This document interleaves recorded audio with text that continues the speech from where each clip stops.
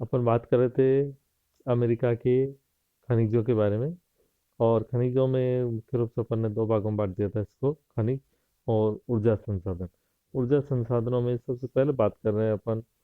ऊर्जा संसाधनों में से कोयला भी आता है, पेट्रोल भी आता है, गैस भी आती है। सबसे पहले बात कर रहे हैं अपन कोयले की। कोयला जो कि ऊर्जा का प्रमुख संसाधन है, और कोयले ने ही औद्योगिक क्रांति को जन्म दिया था। संयुक्त राज्य अमेरिका में भी कोयला विशेष रूप से उत्पादन किया जाता है। और अमेरिका में लोहा और कोयले के जो कॉम्बिनेशन है वो इतना बढ़िया है कि जलियान आते वक्त अपने साथ लोहा लेके आते हैं तो वापस जाते वक्त कोयला लेके चला जाते हैं, कोयला लेके जाते हैं तो वापस आते वक्त लोहे का। इस कारण लोहा और इस्पात उद्योग है वो बहुत ही अच्छी प्रगति की है। क्यों? क्योंकि यहाँ ट्रांसपोर्ट की सुविधा बहुत अच्छी मिली है।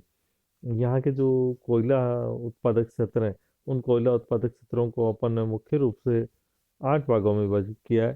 सबसे पहले एंथ्रासाइट बेसिन या अपलेशियन प्रदेश, जो कि प्रमुख प्रदेश है। सबसे ज़्यादा अमेरिका का जो कोयला उत्पादन करता है वो यही अपलेशियन एरिया ही करता है। और पूरे के पूरे विश्व में ये अपलेशियन एरिया है जो अपने कोयला उत्पादन के लिए जाना जाता है। ये अमेरिका का 50% बढ़िया क्वालिटी का कोयला उत्पादित करता है। यहाँ का पेंसिल्वेनिया और अल्बामा में फैले हुए हैं। और यहाँ सर्वोत्तम किस्म का बिटुमिनस कोयला उत्पादन किया जाता है। यहाँ यातायात की सुविधा भी बहुत अच्छी है। तो ये अपलेशियन क्षेत्र है। अपलेशियन में पेंसिल्वेनिया, मध्य अपलेशियन और अल्बामा क्षेत्रों में इन्हें पुनः विभाजित कर सकते हैं, जो कि कोयला उत्पादन के लिए प्रमुख रूप से जाना जाता है। दूसरा है आंतरिक कोयला क्षेत्र।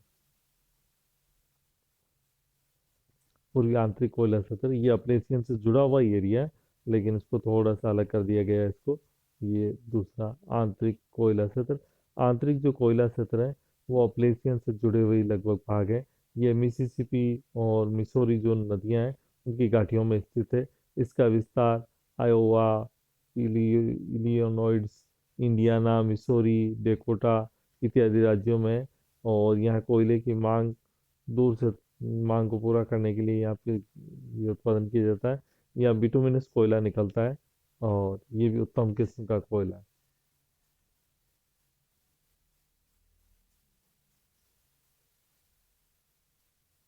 तो आंतरिक क्षेत्र है। आंतरिक क्षेत्रों को वैसे और विभाजित किया हुआ है, उप विभाजन भी किया हुआ है। पूर्वी आंतरिक क्षेत्र, उत्तरी आंतरिक क्षेत्र, पश्चिमी आंतरिक क्षेत्र, दक्षिण पश्चिमी आंतरिक क्षेत्र। तो ये पूरा का पूरा आंतरिक क्षेत्र की जो पेटी है, उस पूरी की पूरी पेटी फैली हुई है। दक्षिण पश्चिमी आंतरिक क्षेत्र ये पूरा का पूरा एरिया है जो कि आंतरिक क्षेत्र के अंतर्गत आता है। ये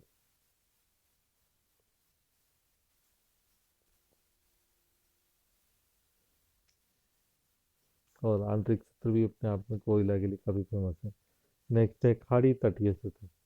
खाड़ी तटीय क्षेत्र जो कि ये आपके साउथ वाले पार्ट में पड़ता है, दक्षिण में अमेरिका के दक्षिणी भाग में पड़ता है खाड़ी तटीय क्षेत्र।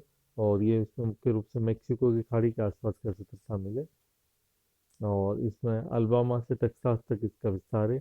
यह लिग्नाइट कोयला मिलता है जो कि जलने में थोड़ी सी दिक्कत करता है, कोकिंग के लिए भी काम कम आता है। और अधिकांश कोयला न्यू ऑर्लियंस को भेजा जाता है। नेक्स्ट है उत्तरी मैदानी क्षेत्र। उत्तर का जो मैदानी भाग है इसमें भी कोयले का उत्पादन किया जाता है।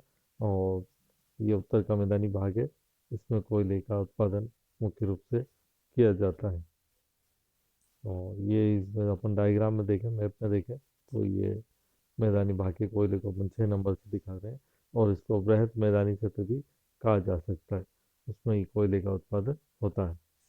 नेक्स्ट है प्रशांत महासागर का तटीय क्षेत्र, यानी प्रशांत महासागर का जो हमारा तट है उस तट के सहारे भी इसका उत्पादन होता है। इसे रोकी पर्वतीय क्षेत्र का भी कह सकते हैं कि रोकी पर्वतीय के क्षेत्र के उत्पादन या प्रशांत महासागरीय तटीय क्षेत्र के उत्पादन।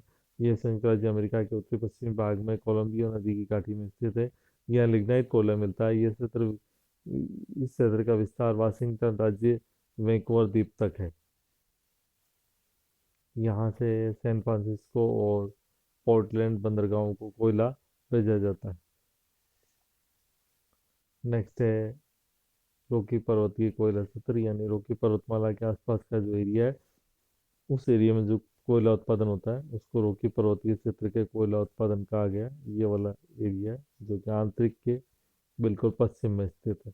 और इसी के साथ इसकी जो एक और कनाडा का है क्षेत्र, वो भी इससे मिल जाता है। कनाडा में भी इस क्षेत्र में ये आपके दक्षिणी कनाडा कह सकते हैं हम, और ज़्यादा कहें तो दक्षिणी पश्चिमी कनाडा में ये कोयले का उत्पादन होता है।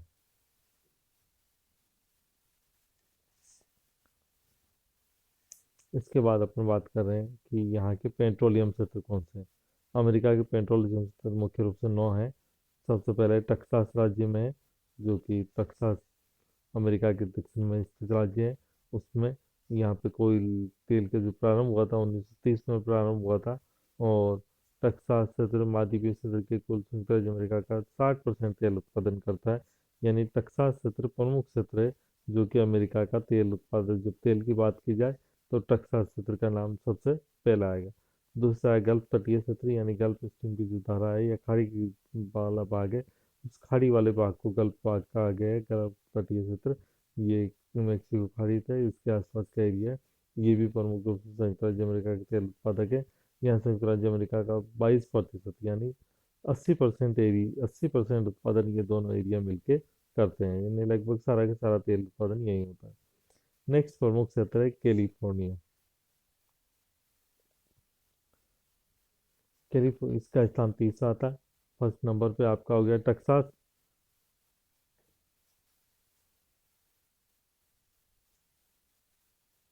फर्स्ट नंबर पे ये कर देता है 60%। फिर दूसरा नंबर पे आपका हो गया गल्फ तटीय क्षेत्र, ये कर दिया 20%। और फिर तीसरे नंबर पे आ गया भाई कैलिफोर्निया, इसने कर दिया 16। तो 60 और 20, 80, 10, 90 से 96, यानी ये तीन एरिया का नाम ले लें अपन, तो ये लगभग पूरा का पूरा अमेरिका का तेल का उत्पादन का चीज समझ में अपने को आ जाती है कि इसी स्थान पर होता है। मध्य महाद्वीपीय क्षेत्र में भी किया जाता है, सेंट लुइस और इंडियाना वाला में भी किया जाता है, रॉकी में भी, अप्लेसिया अन्य क्षेत्र भी। लेकिन अपने को जो मेन रूप से याद रखने हैं वो रखने हैं टक्सास, गल्फ तटीय और कैलिफोर्निया। इसके अलावा ये दूसरे 9 नाम दे रखे हैं, इन सभी को अपने ध्यान रखना है कि यहाँ पर उत्पादन होता है। ये तेल उत्पादन के लिए प्रसिद्ध है। और कनाडा की बात करें अपन तो कनाडा में एडमंड, कैलगरी और दक्षिणी सस्केचुआन में है जो तेल का उत्पादन किया जाता है, जो कि कनाडा के औद्योगिक क्षेत्र से बहुत दूर है। यद्यपि कनाडा 9600 किलोमीटर लंबी पाइपलाइन से इसको भेजा जाता है, फिर भी परिवहन व्यय अत्यधिक होने के कारण मॉन्ट्रियल टोरंटो के औद्योगिक क्षेत्रों में बाहर से तेल आयात किया जाता है, क्योंकि इसको मंगाने जितने से तो अच्छा है कि बाहर से तेल हम आयात कर लें, तो भी जो एक कॉस्ट है वो इतनी ही पड़ती है। नेक्स्ट ऊर्जा के संसाधनों में अपन बात कर रहे हैं जल विद्युत की। उत्तरी अमेरिका में जल विद्युत की संभावना का अनुमान 87 मिलियन हॉर्स पावर लगाया गया है, जो कि विश्व की 13.2 है। वर्तमान में यहाँ 41.1 हॉर्स पावर का उत्पादन किया जा रहा है। संयुक्त राज्य अमेरिका में जल विद्युत का उत्पादन सबसे पहले न्यू इंग्लैंड राज्य में किया गया। 1960 के बाद राज्य में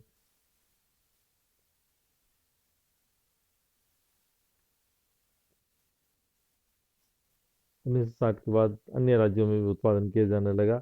नियाग्रा प्रताप जो जलप्रपात है, उस जलप्रपात के द्वारा अन्य विद्युत गृहों को ऊर्जा मिलती है। संयुक्त राज्य अमेरिका के प्रमुख जल उत्पादन क्षेत्र है नियाग्रा जलप्रपात क्षेत्र, मिनियोपोलिस सेंट एंथोनी जलप्रपात, अपलेशियन प्रदेश जो पेंसिल्वेनिया से लेकर अल्बामा तक फैला हुआ है।